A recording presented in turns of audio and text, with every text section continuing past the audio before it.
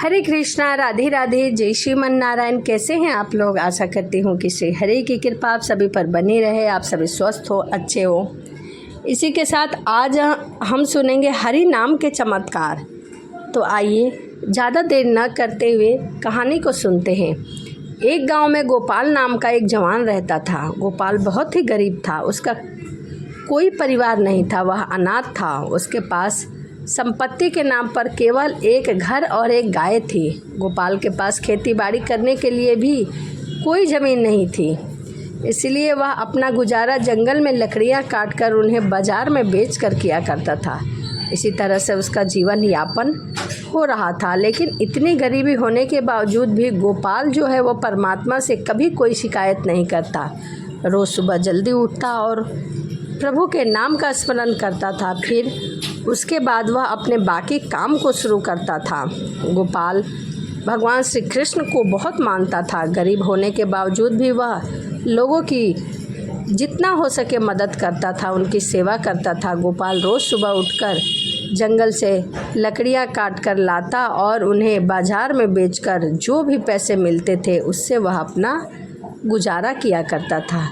एक दिन गोपाल लकड़ियां काटने जंगल में गया।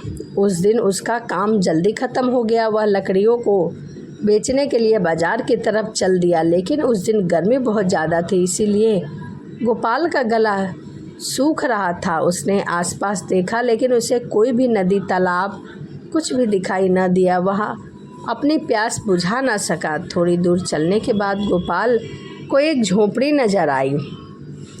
वह उस झोपड़ी को देखकर हैरान हुआ। वह सोचने लगा, इतने भयानक और घने जंगल में यह किसकी झोपड़ी है और यह झोपड़ी किसने बनाई?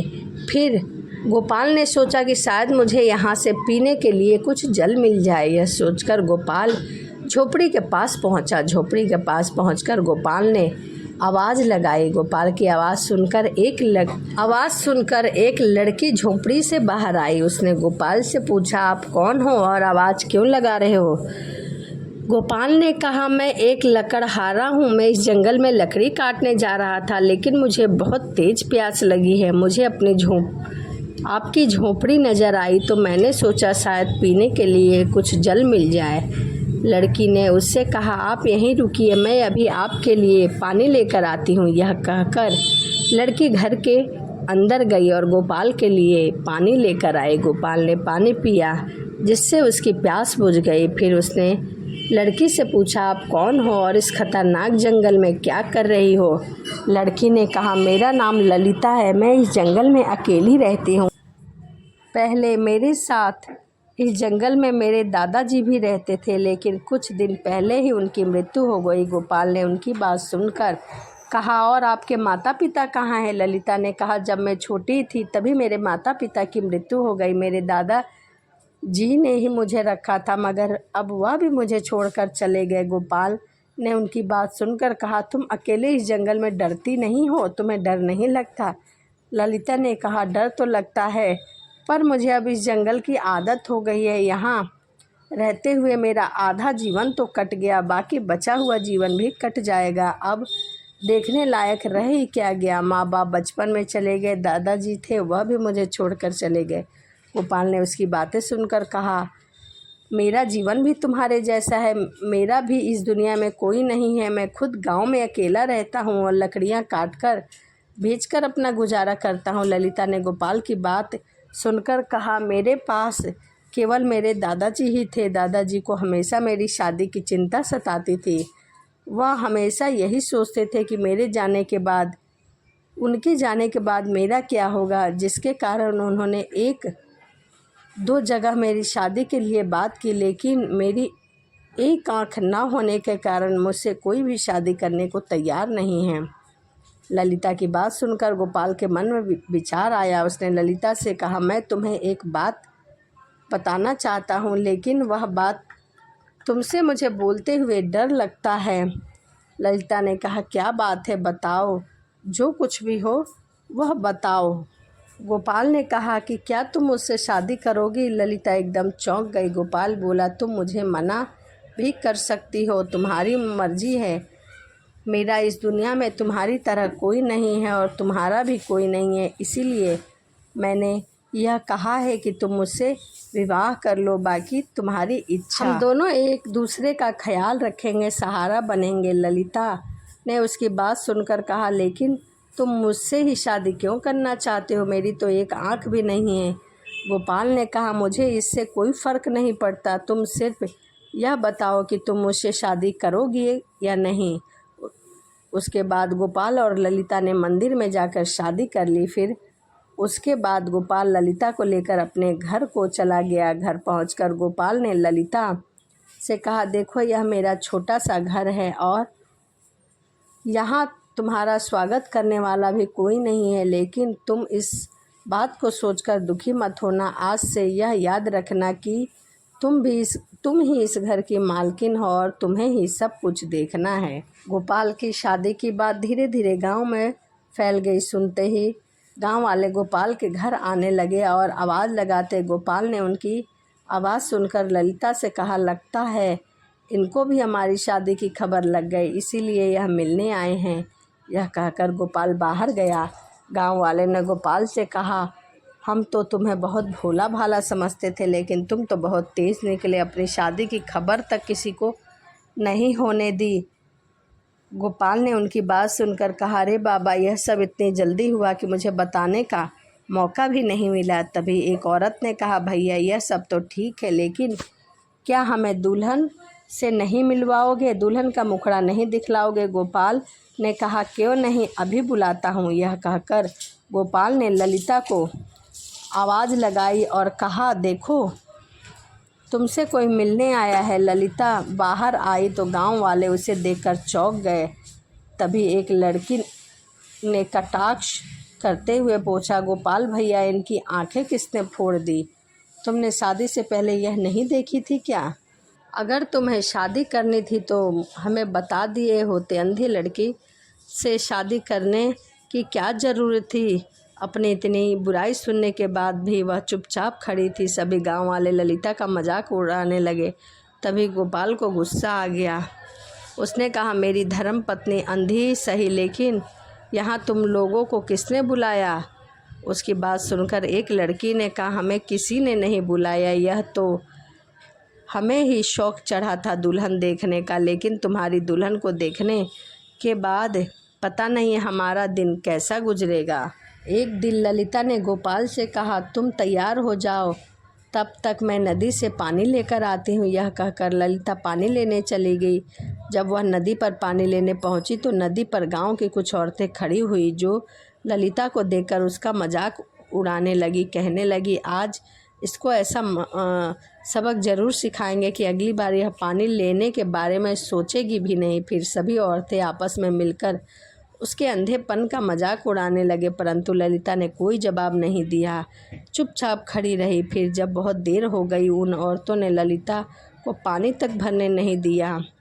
जब वह घर नहीं पहुंची तो गोपाल ने उसके ख्याल आया कि वह तो पानी लेने गई थी, अभी तक नहीं आई। फिर उसका मटका बिल्कुल खाली क्यों है? तुम पानी भरकर क्यों नहीं आई? कुछ देर बाद ललिता घर के अंदर चली गई। गोपाल ने भी उसका पीछा किया। फिर उसने ललिता से पूछा कि ललिता, क्या हुआ? तुम तो नदी पर पानी भरने गई थी, परंतु पानी लेकर क्यों नहीं आई? ललिता ने कहा, गांव की सभी औरतें मेरा मजाक उड़ा रही थी और उन्होंने मुझे पानी नहीं भरने दिया। गोपाल को बहुत गुस्सा आया और वह उनसे लड़ने जाने लगा। ललिता ने उसे जाने से रोका।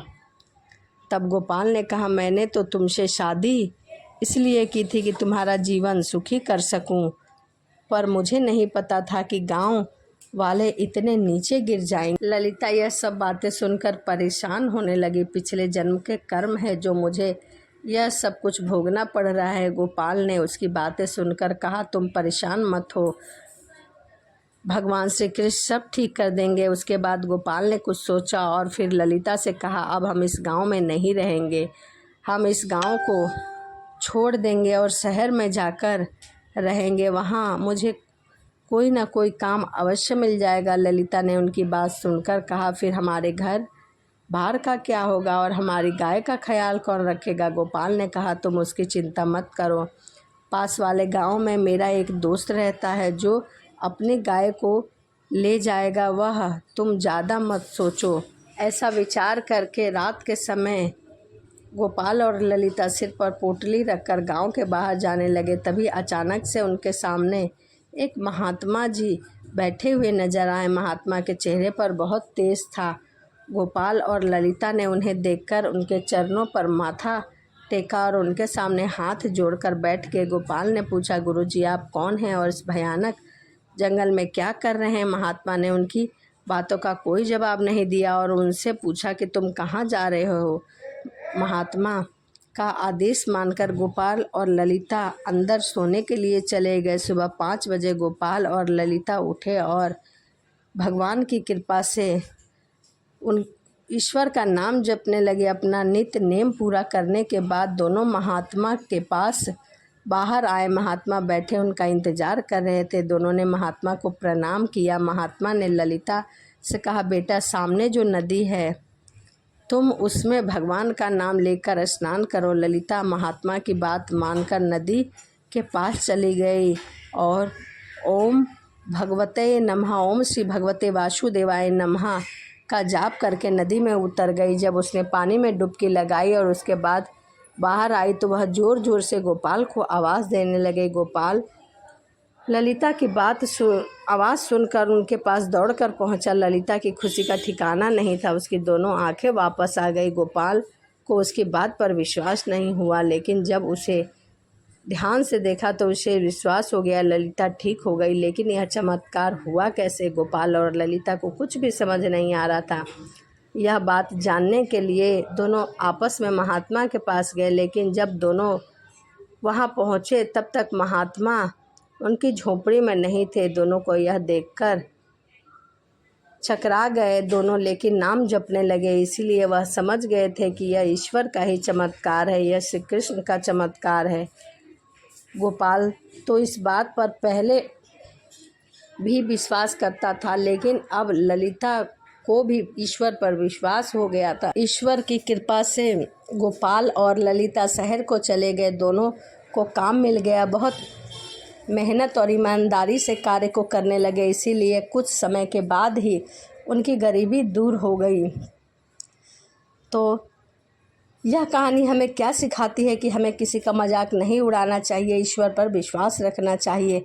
अच्छा और बुरा तो किसी के साथ भी हो सकता है और हमें सदैव ईश्वर के नाम का स्मरण करना चाहिए। वीडियो आपको कैसी लगी कमेंट ज़रूर करिएगा। तो चलिए इसी के साथ वीडियो को समाप्त करते हैं और मिलते हैं अगली वीडियो में। सभी को राधे राधे। जय श्रीमन नारायण। हरे कृष्णा।